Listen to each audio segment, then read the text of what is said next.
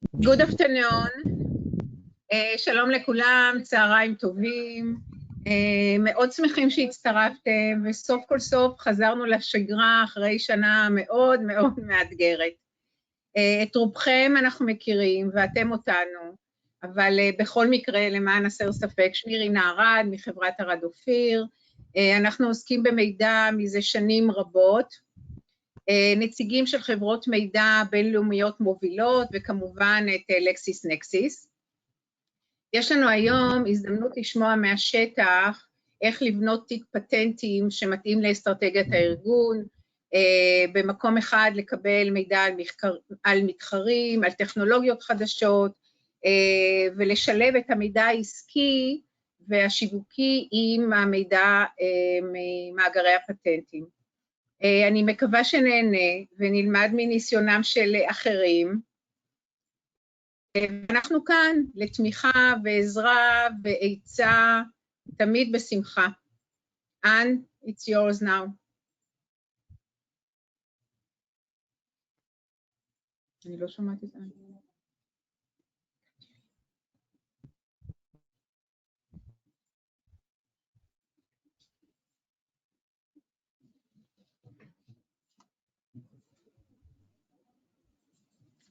את שומעת את אן?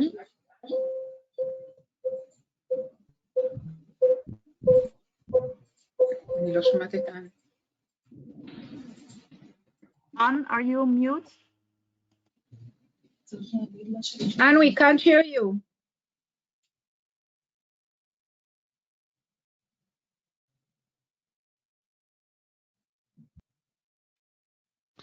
Thank you very much, Rina. Welcome everyone to our webinar.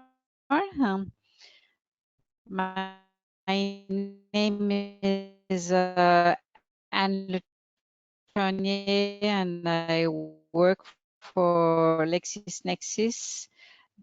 I work for the IP division. Probably most of you know already LexisNexis because of the legal content.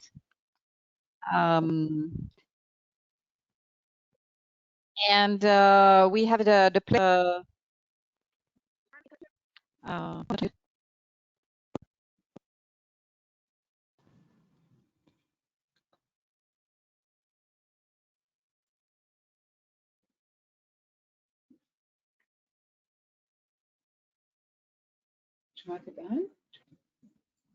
Hello? Hello, Anne. Yes, it's better here.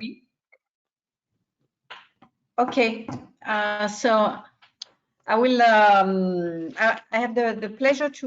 Sorry for the interruption. I have the pleasure to introduce this morning Didier for this Didier Patry from France Brevets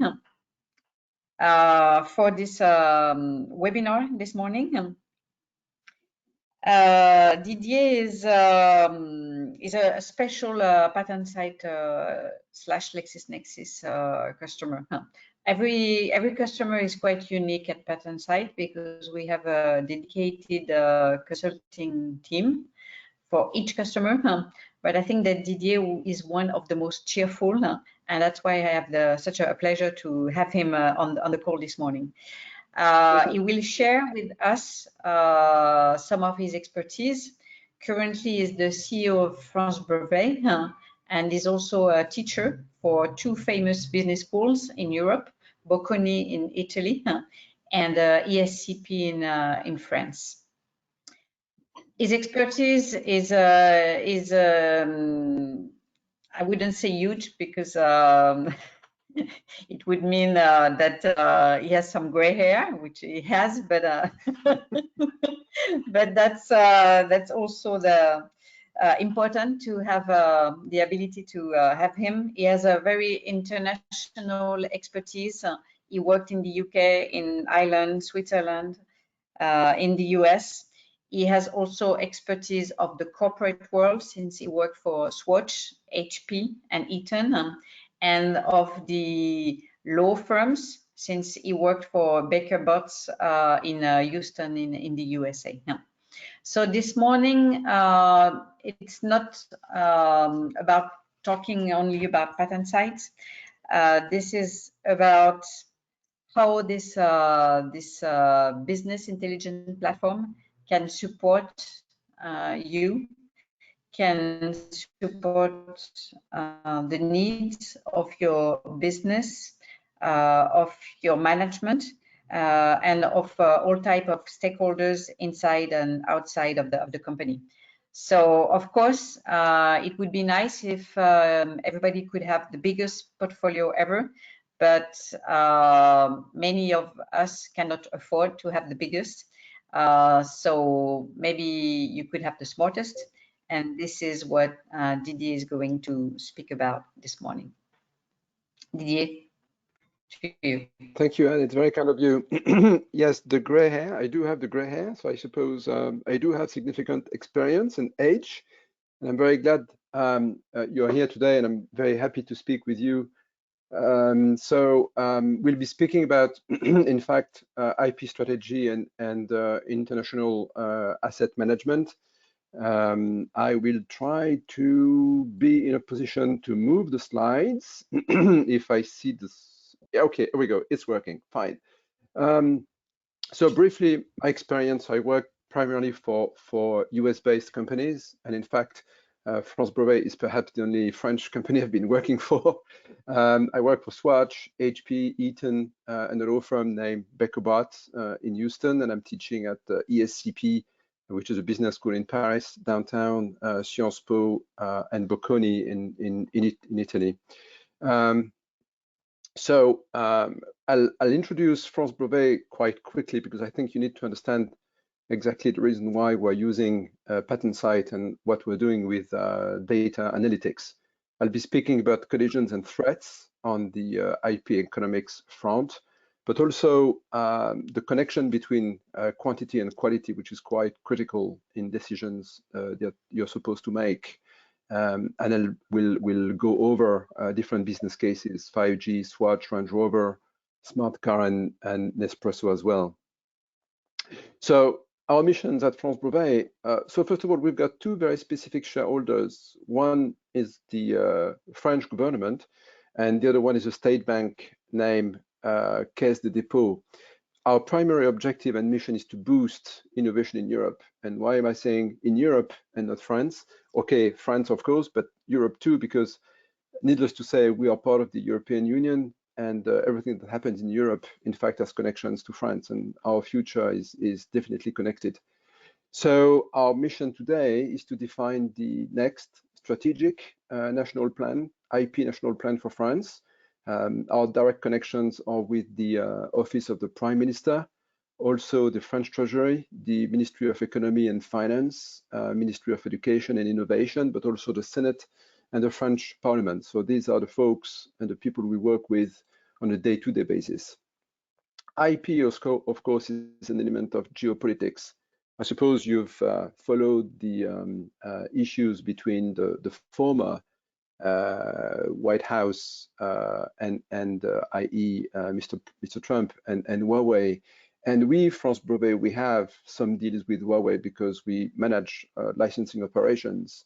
So when you have to announce a deal of a certain magnitude with a company like Huawei, and at the same time the French president makes clear what the orientations and the decisions and the options taken by France will be in connection with Huawei, you do understand that at that very moment, in fact, IP is deep into geopolitics and diplomacy. So IP is taking the stage these days. And for us to be in a position to run, and in fact, for the country and companies in the country to be in a position to win and to gain market share in the world, we have three different types of products. First is to construct, named La Fabrique à Brevet, or the patent factory in French. And I'll explain in details what we do. Our second axis is defense. It's to defend French companies when they are tackled in specific high profile and pretty risky markets. And the third is expertise. The patent factory. We developed this one about nine years ago, and it has two different iterations. And the point here is, in fact, to offer a patent booster for startups. As we knew it, in fact, having a good patent portfolio and a solid patent portfolio and a valuable patent portfolio is key, and it's absolutely critical for startups if startups want to, in fact, raise some funding and be successful. Typical case is Energy Square. This is a very small company. They came to us. In fact, it was only a 3-people company. The guys were just coming out of an incubator, and they developed a solution to recharge a product like, for instance, a laptop through a conduction system, not induction, but conduction. Conduction is much better because it avoids, in fact, losses, which induction does. So it's good for the planet. If you want to have a low carbon footprint, you want to recharge your phone, your laptop, and your computers with conduction. It's much, much better. And those folks wanted to raise some funding, and they had difficulties to raise some funding. So what we've done is we've decided to help them out and, in fact, help them to create, to construct their patent portfolio. And nowadays, they've moved quite nicely. Actually, they've entered the Patent Factory program in 2017. They've raised some funds in 2018. They've won some awards at the CES in Las Vegas, at the very, very large electronic show. And then they were able to close a partnership with Lenovo. So it's quite amazing for a company of that size back in those days, in 2017, in fact, to be able to move up like this and very fast, actually, to be able to close up a deal and a big partnership with a company like Lenovo, right? And this is in part due to the way we've structured and the way we've built up their patent portfolio with high quality patents. Another thing that we do is organizing out-licensing programs. And a flagship program that we are managing these days is NFC, for near field communication. In fact, it's thanks to NFC that you can pay with Samsung Pay or Huawei Pay or Apple Pay, right? It's the communication between a phone and a base, secure, short distance communication to give instructions for a payment. So it has to be secure, right? This, in fact, shows you the connection and the position of the portfolio that we're managing in connection with the other patent portfolios which are on the market. And right away, you are deep into 2 key elements. First, size, and what we think is quality, right? And it gives you a sense of where we are compared to our competitors. It's key when we speak to potential licensees. It's absolutely key when we speak to partners and future customers of the company. So having a clue, being able to build up a view that is clearly understandable for our partners and our customers on where we fit, where we sit compared to our competitors or compared to other portfolios is absolutely critical. And this is thanks to, in that particular case, the PatentSight functionalities. Now let's do a quick deep dive on strategic options. We've been able to put on paper what we think are 6 key IP strategic options when you want to build up, when you want to manage, when you want to create an IP portfolio that makes sense. In fact, you need to put it this way, probably. So first is offensive, classical way of looking at things, right, in the field of IP. You don't want to be copied. You don't want your technology to be copied by others who may be just employees, for instance, who leave the company, or competitors who want to get a piece of your market share, right?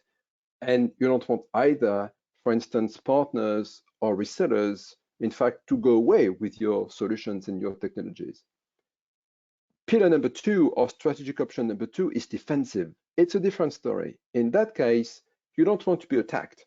You don't want to be the prey, and the objective, in fact, is to defend yourself. What is going to happen if you get sued in a market like, for instance, the US or in China or in Germany, where it may be extremely expensive to defend yourself? That is pillar number 2. You want to be able to fight back potential aggressors. You want to be able to negotiate with offensive licensors. You want to be able to rebut specific and hostile takeovers and to defend yourself. Pillar number 3, is about cash. You may want to generate cash with your IP, and it may be critical. A lot of companies do it. Qualcomm, Microsoft, IBM, Intel, they generate cash with their IP.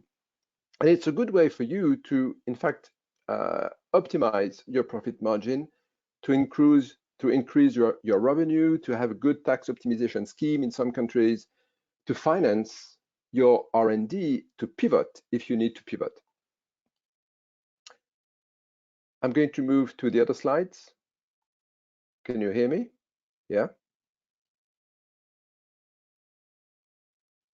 All right.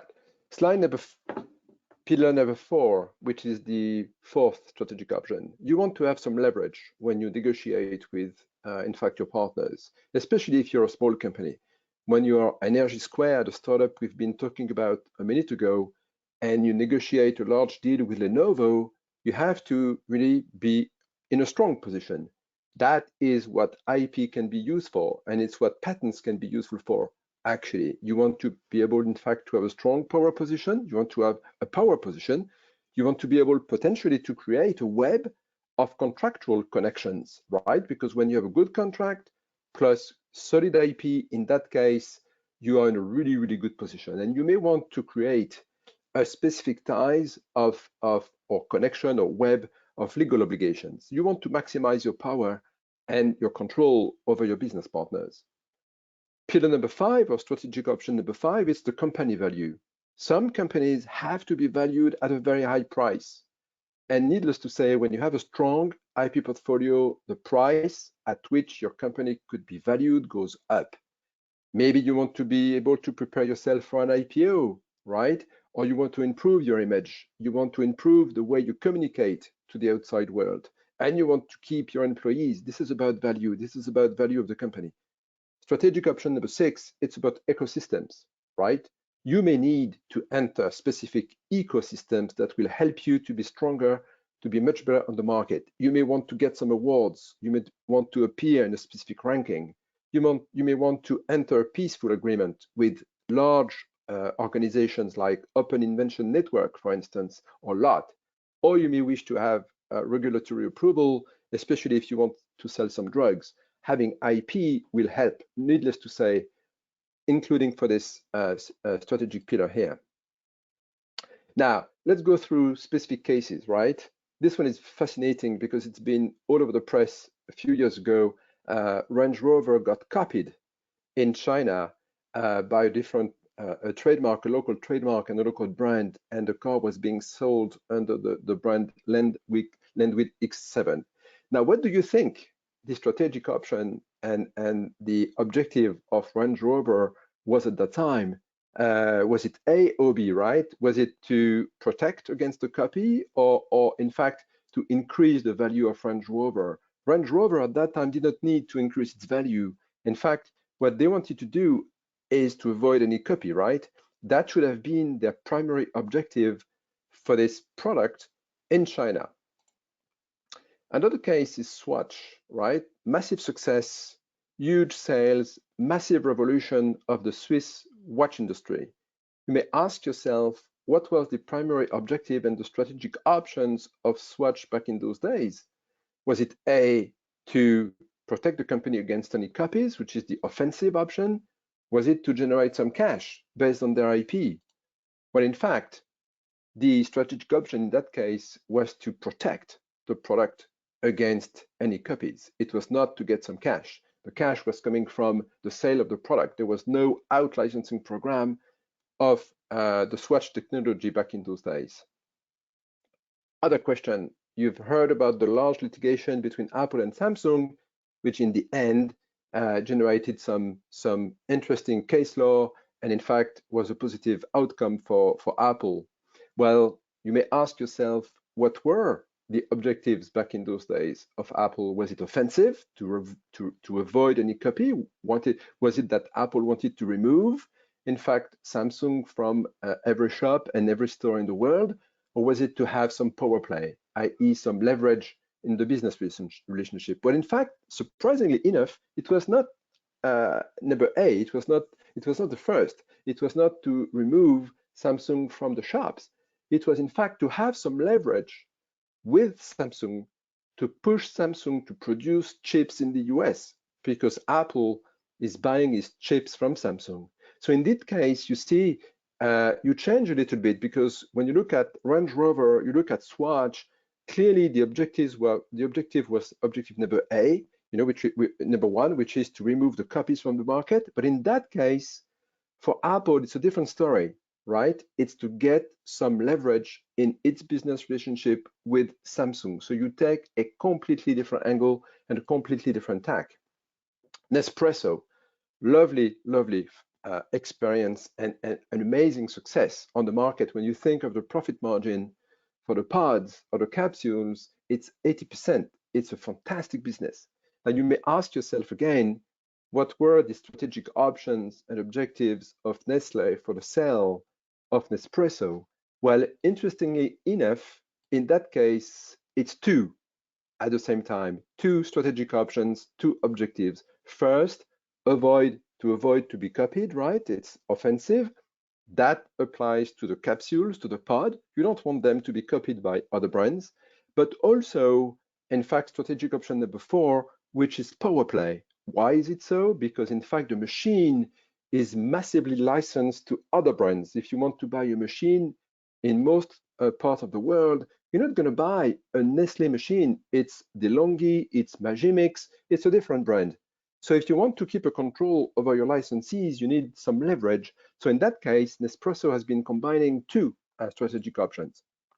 Swatch, and in fact, its collaboration with Mercedes for the smart car, same story. Was it a revenue generation option or an option of leverage in business relationship?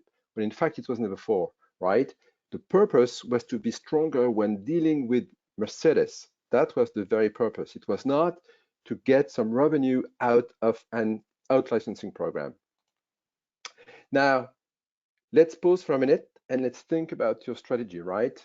What you have to do when you set up an IP strategy is think about your primary objectives. What are your primary business objectives? What is it that you want to achieve first, right? Do you want to protect your growth, your revenue, your P&L, and your profit margin? These are, in fact, your primary objectives when you manage a company and when you are a business executive. In other words, if you step back and if you think a little bit, IP should not protect a product. IP should protect the growth, the revenue, the P&L, and the profit margin of the company, because these are the primary objectives, right? So we have to reset a little bit. We have to think differently.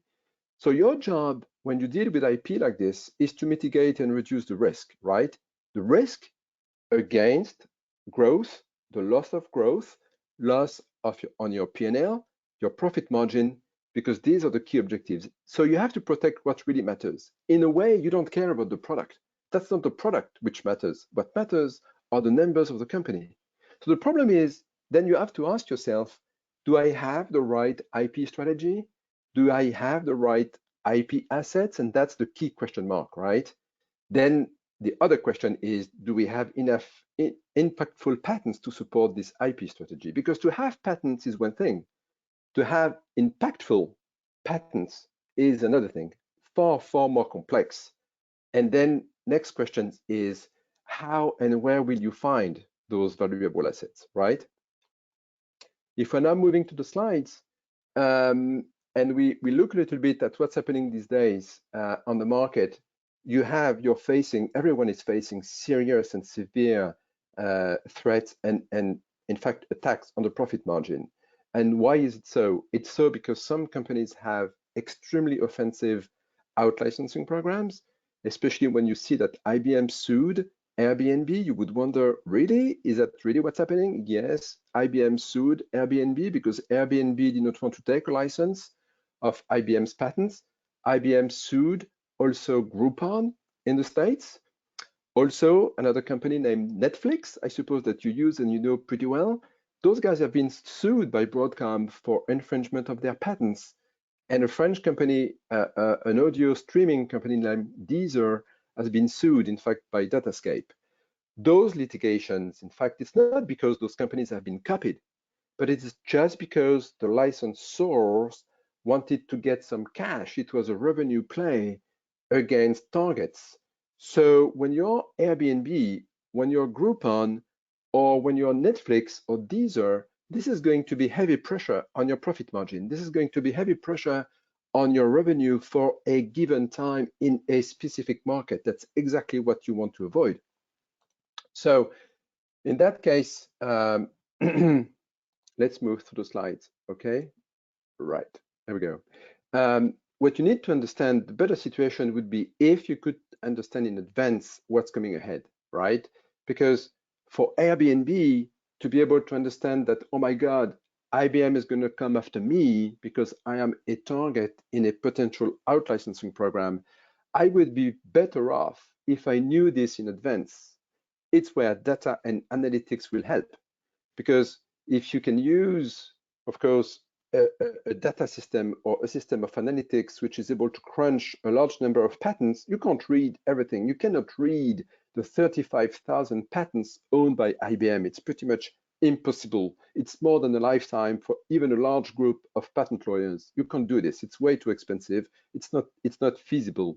Then you have to do data analytics. And this lovely feature of PatentSight is for us extremely useful. So this is a balance of power, an analysis that we've done when you look at Huawei and you ask yourself, all right, is Huawei strong against specific companies and has Huawei exposure compared to others, right? And that gives you a balance of power of, on one side, whether the company is exposed, and on the other side, whether the company has blocking power against the others.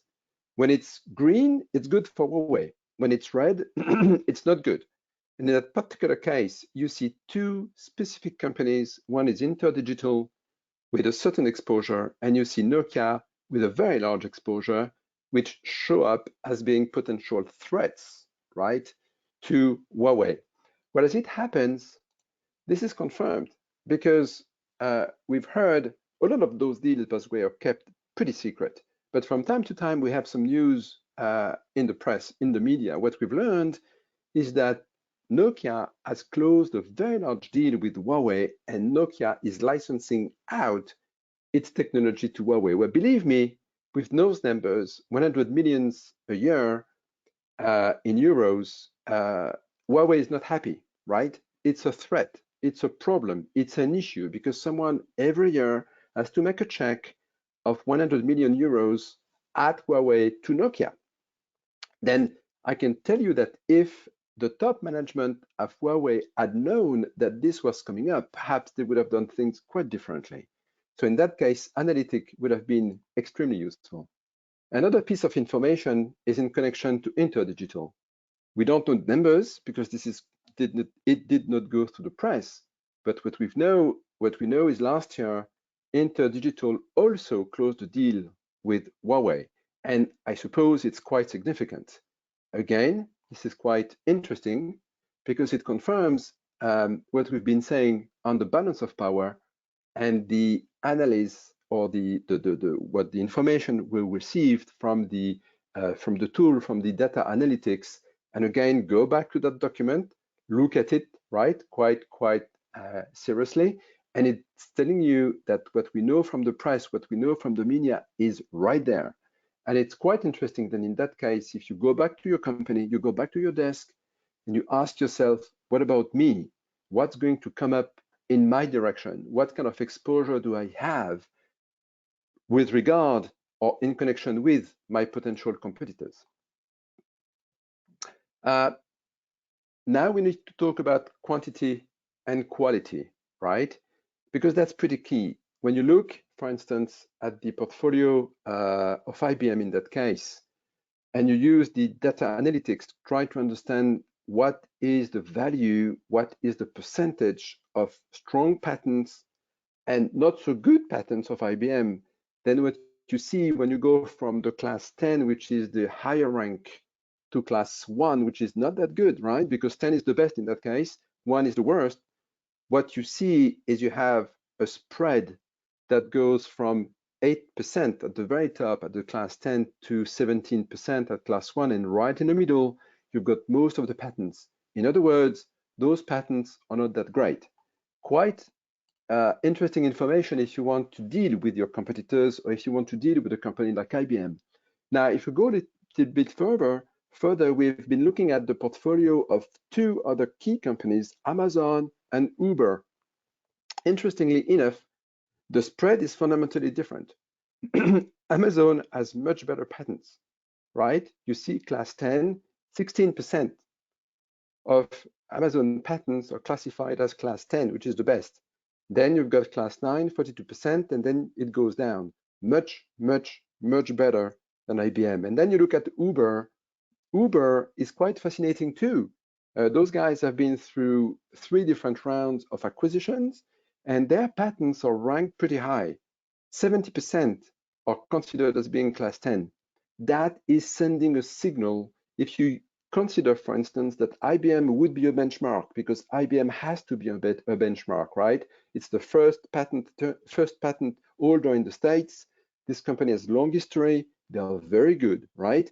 If you take them as a benchmark, then you consider that Uber is much, much, much better, right? And actually, they've been able to raise some serious funding, right, from the beginning. I'm not saying that their patents are the only key to raise funding, but then if you're an analyst and you use that kind of tool, your conclusion is that, my goodness, those guys have serious stuff out there. So this type of understanding and analysis is extremely useful to predict perhaps what's going to happen and the future and the value of a company like Uber. Next slide. Okay, sometime I lose the control. Here we go. If you look in details now, you do a deep dive on the litigation history of IBM and other companies. And again, let's go back to the litigation between IBM and Groupon, IBM and Airbnb. What you realized is that actually the patents that they use are only, or primarily, not only, primarily class 10, class 9, and class 8. Surprisingly, they've used some class 3, perhaps to make some numbers. In those particular cases, they are using only 12 patent families, right? So it's possible to do a deep dive. Now, the tool, what the tool is telling us is that the tool is pretty good. Because of course, it makes a lot of sense. You don't go to litigation with your worst patents, right? You go to litigation with your very good patents. And indeed, the tool confirms this. So the tool is extremely interesting to be able to have a view, to form an understanding of the quality of a patent portfolio, because it's confirmed when you compare the search that you do online on such a potential volume, and in fact, what is being used in litigation. So you have the real life confirmation of the quality. Now let's go back quickly on 5G. 5G is a fascinating case. And why is it fascinating? Because in fact, this is going to impact, this is the next revolution, no doubt, not only a revolution for telecommunication, actually, it's not only a revolution in our day-to-day lives, in the way we will be communicating with our friends and our families through LinkedIn, through Facebook. It's not the point. The point is, this is going to be absolutely everywhere, everywhere in transportation, airports, hospitals, absolutely on each and every single product. Potentially there will be a chip will be communicating on the web. It's the world of IoT, right? Every vacuum cleaner, every washing machine, every fridge is going to be connected to the web, right? We'll have some sort of tag or some sort of chip that will communicate with the outside world. And I'm not even talking about cars. No doubt cars will be super mega equipped with a lot of chips, right? And a lot of ways to communicate it with the infrastructure, with the traffic lights, with pedestrians, with the other folks on the road, obviously. So 5G is a mega step in the telecommunication space, and it will also significantly impact our lives. The prediction on what it will bring to the national growth product is quite significant, right? We're talking about an increase of 15 billion euros for France, just for the country. I don't know the numbers for Israel. I don't know the numbers for that part of the world, but there are numerous studies done by PwC or Qualcomm or Nokia or Ericsson, and the projections are quite significant. So needless to say, when you have numbers like this, it quickly attracts some attention, right? Especially when you have verticals like agriculture, urban communication of pedestrians with the infrastructure, communication of cars with infrastructure, or the public services. This will attract some attention. especially with those huge numbers, right? This is coming from PwC. It's another set of numbers. You see the potential impact on the world is 1.3 trillion, right? It's absolutely massive. So what's going to happen in the world of 5G is a potential significant impact. Let me go back to the previous slide. I'm trying to move through the control here, which does not always show up on time. Let me try to flip. Okay. What I can tell you is there are a large number of potential licensees and large number of licensors in that very business. And because of the number of licensors and the number of licensees and the quality and the name of the licensors, there are already some serious fights between licensors and licensees. And this is starting with the automotive industry. The licensors like Nokia, like Ericsson, like Huawei, for instance, have joined a patent pool, and they are licensing out, and the patent pool is named Avenci, and they are licensing out their IP to automotive makers, for instance, like Bentley, BMW, Volkswagen, and so forth. And although the price are not too high, and we'll talk about the price in a minute, in fact, there have been some serious issues between licensors on one side and licensees on the other side. And this is not even for 5G. This is just for 2G, 3G, and 4G. This is just about the feature, the communication and the telecommunication features of a car, right? I'm not talking about airports. I'm not talking about hospitals. I'm just talking about transportation and cars in that case. Well, this is now the subject of intense debate and intense issues up to, in fact, the European Commission, the EU Commission, on the price structure. Now, you've got the price structure if you want to take, if you're a car maker and you want to take a license to be able to have 2G, 3G, and 4G telecommunication capabilities. Well, this is what you're going to pay per car for the lifetime of the car, right?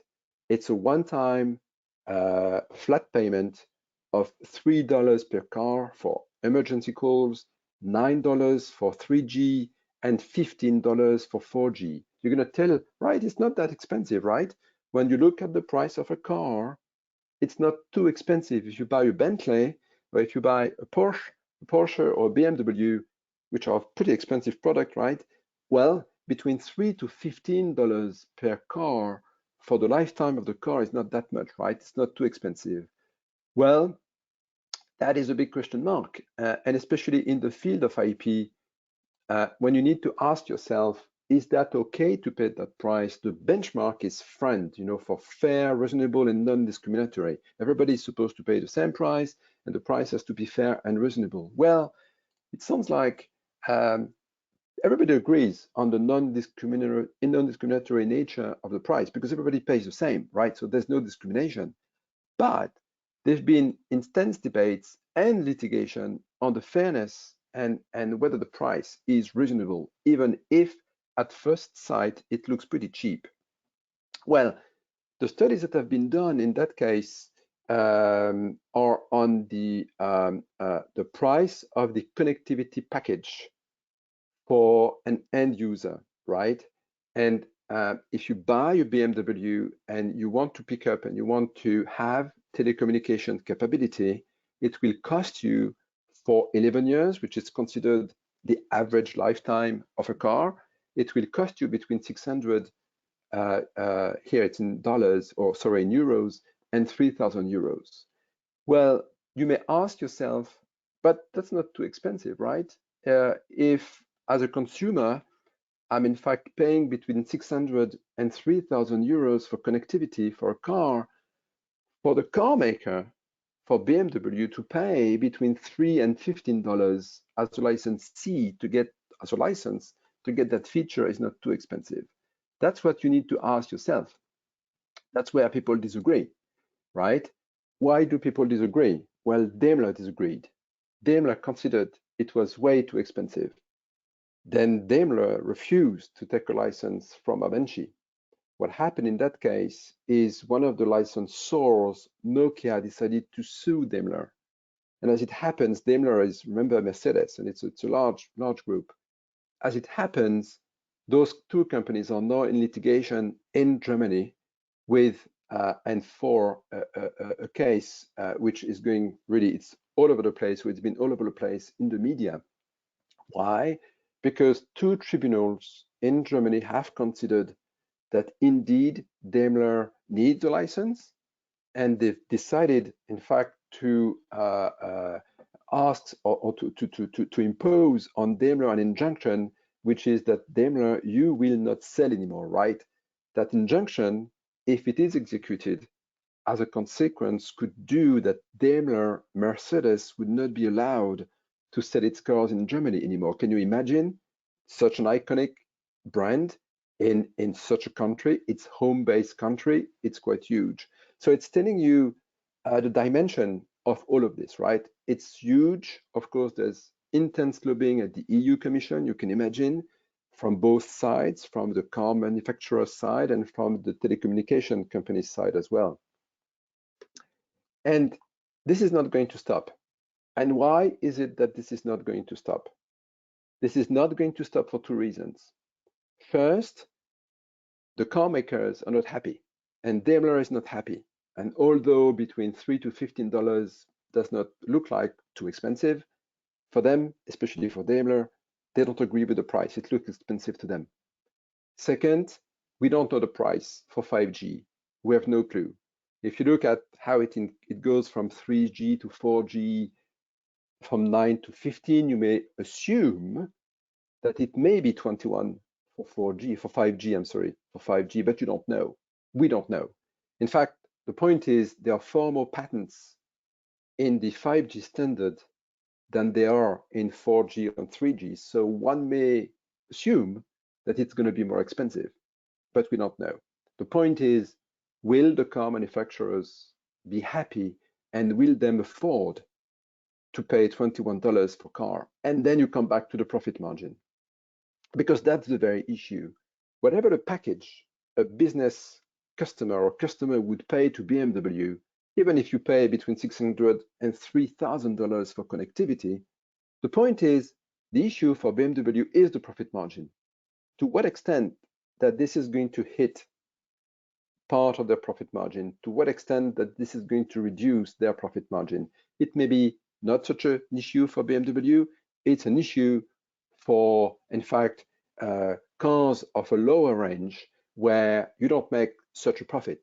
And if I'm taking an example, for specific brands, when you buy and when you sell a car at 20,000, the car manufacturer makes 200 of profit. When you have to remove 20 of 200, that's 10%. It means it's a reduction of 10% of your profit margin. The problem is, do you have the right IP to face that reduction in your profit margin?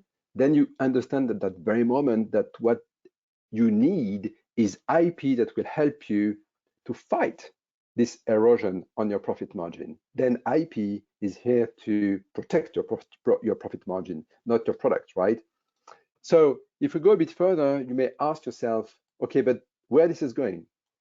This is going to impact the entire industry, no doubt, because 5G has been designed, in fact, to be everywhere. It's a very pervasive technology. It will be in airports, logistics, industrial manufacturing, financial services, agriculture, healthcare, and public services. It's going to be absolutely everywhere. And potentially, every company acting, operating in those fields will have to pay a license fee.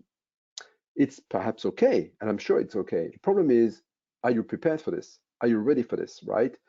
What have you done to anticipate your payments of your 5G license in your specific area? And do you have the right IP to negotiate if you want to negotiate? So if we go back to some considerations, you have to get prepared. You have to be prepared.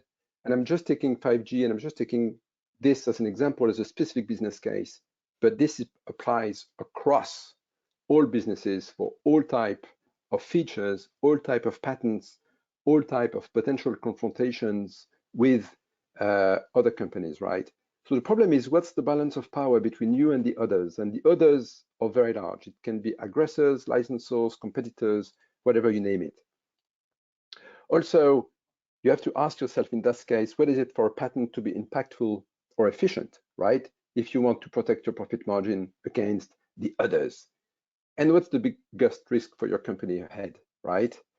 Also, next questions is, what is the best source of IP for you to fill your business objectives, for you to meet your business objectives? Is it from your R&D? Do you think the best patents will come up from your R&D, your homegrown R&D, or is it going to be through acquisitions?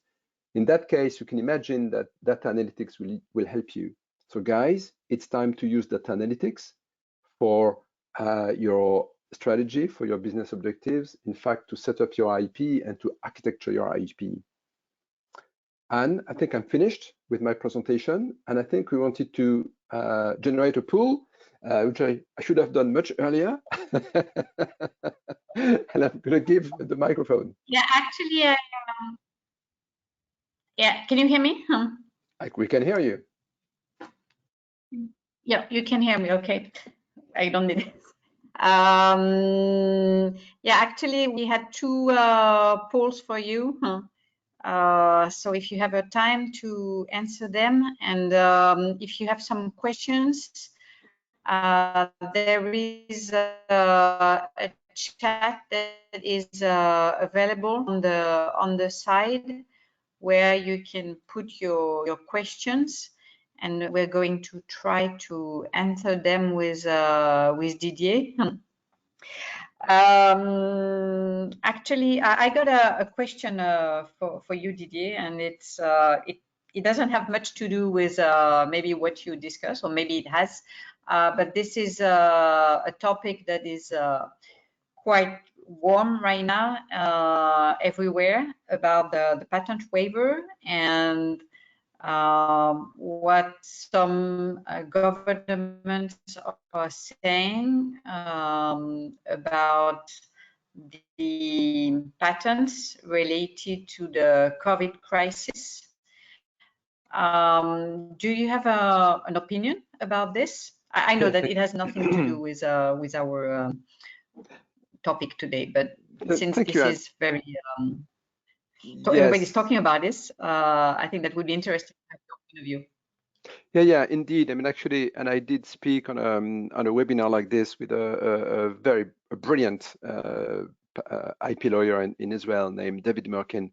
And I think we both agreed on the fact that it does not make any sense. It does not make much sense. It's not, right now, the issue is not an issue of IP. It's an issue of supply of raw material. It's an issue of having the right manufacturing, in fact, the right place, the right systems, the right setup to be able to produce vaccine. It's not about IP. And as it happened, companies like Moderna have clearly stated that they would not use their patents against anyone willing to produce a copy of the Moderna vaccine, and no one has produced such vaccine today. So the issue is not at all with IP. I mean, that's a distraction. It's just to, in fact, change the mood of people, right, and push them in a direction which is not the right direction. So this is not going to change anything. And I've got very strong views in this, and I've spoken on TV and with friends like David. We've organized a webinar, and I'll be happy to, if you wish, also communicate the webinar. It's in English.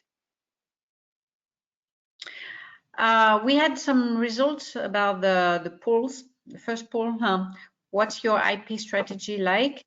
50% said it's offensive, 35% say it's defensive, and the rest say it's based on revenue. Is that something you see usually, or do you think that it's quite specific because most of our audience comes from Israel? I think it's quite, it shows a high level of sophistication, and I'm not surprised with Israel because, as we know, it's a fantastic success in the world for different reasons, for a lot of reasons, especially the way Israel, and I speak to Technion here in Paris from time to time, but Israel is a role model for all of us, by the way, in the way it has set up its innovation ecosystem. So what I can see here is a signal of high level sophistication, because when you think about IP in that way, if you think about it in France, for instance, most of the people would say offensive. It would be 95%. They don't just forget the defensive side, and they just forget on the revenue side, right? So I'm quite happy and I'm proud to be speaking with people of that level of sophistication. It shows something else too, and that's the purpose also of my speech, is the way you structure IP is not the same when you want to be offensive, defensive, or when you want to look at revenue. You don't structure your patent portfolio the same way, right? You have to refine your views, and that's why you have to use data analytics actually to be able to either buy the IP that you need to feed one of the, in fact, strategic options, offensive, defensive, or revenue, or you have to create it in a specific way.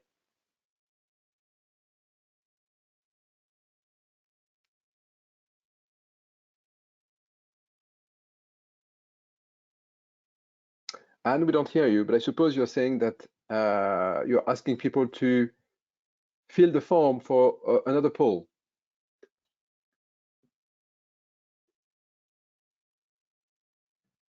Hello, Anne? Hello, hello? Anne, we can't hear you. Guys, I don't know if you hear Anne, but I'm going to take the mic for her, and I hope it's not a lack of courtesy. I'm not going rude by doing this, but in fact, yes. You hear Anne? I'm sending the second poll. Do you think data analytics will help you structure your IP strategy? So, yeah, could you hear me? We do. Yeah, could you hear me? Yeah. We can hear you, Anne.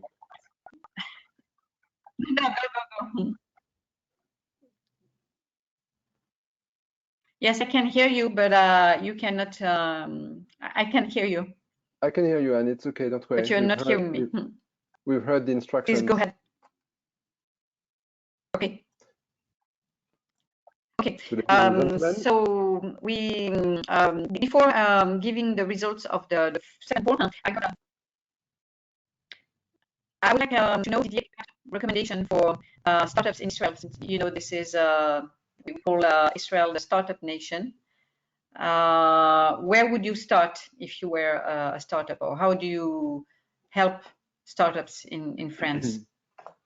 Yeah, I mean, the very first start is again to go back to the 6 strategic pillars that we've discussed, and start with the strategy. What are the primary objectives, and what are the primary objectives for the company over the next month or quarters or years? Because it may change, it may not be necessarily the same. My point is, you don't create IP in a vacuum. You don't create IP in isolation. You just create IP in view of a specific objective, in view of a given strategy, right? So the point for any startup is to sit down and to have its top management to do a deep dive. It's not an issue of lawyers. It's an issue of business people, of business executives who have to spend the time actually to set up that strategy properly. And that's the very point. And so that's what we do. We engage with startups. We help them to think about this, clarify their views, their opinions, their strategic orientations, and put this in paper. Once you've got this in paper, you execute. Once you've done this, then you pick up, you decide what you do. Do you create your IP from homegrown, in-house R&D? Do you buy patents outside? Do you license them in? Whatever, you make decisions. But first, you create a strategy. That's the very first step. And if you don't do this, at the end of the day, you will not know why you've done this. Actually, you're gonna get lost. And in fact, there will be no connection between the objectives, the spend, how much it costs, and what it gives you. So we have the answers for the second poll. 71% say yes, data analytics would help. but we have 7% and 21%. Well, 7% would say no, and 21% would say I don't know. So, Didier, what would you say to those 30%? I'm saying, please change your mind. You have no choice. Actually, I'm going to be quite direct, but you have no choice because you have to use data analytics. I mean, the point is you have such a volume of patents out there that it's literally impossible to spend the time, spend the money to form a view that makes sense. So you have to use data analytics. And I know sometimes it's a bit daunting. Sometimes you wonder, how am I going to use those tools? Once you, first of all, some of the tools like PatentSight and LexisNexis are very user-friendly. You have to learn a little bit, but once you've learned, it's extremely useful, and frankly, it gives results that we like very much. By the way, we're big fans, so that's why we're using them. But there's no choice, guys. I mean, please change your mind. Well, thank you very much, Didier. I think that we are almost at the end of our webinar. Maybe there is one question that I've not asked and that you would have liked us to ask you. No. Or last word that you would like when can I travel to Israel? say? When can I go to Israel? Because I'd like to go. I'd love to go. And the world has been so rough on us because, you know, we've been locked down for way too much time. It's time for us to meet and enjoy our mutual presence. We hope soon. You are welcome. Thanks, Rina. Thank you so much. Thank you very much, Didier. That was really nice to have you. Thank you very much, Rina and Enad, for organizing this. Your help was great. And thank you also to Irene and Danielle, who helped a lot in organizing this event. My information are there. But as we said at the beginning, we work exclusively with Aradofir on all our IP solutions. So feel free to contact them if you need anything, any additional information, have more questions, anytime. Thank you very much and have a good day. Bye-bye. Thank you, and thanks, everyone. Thank you. Thanks, Rina. Thanks, bye. Everyone, thank you for your time today. Thanks.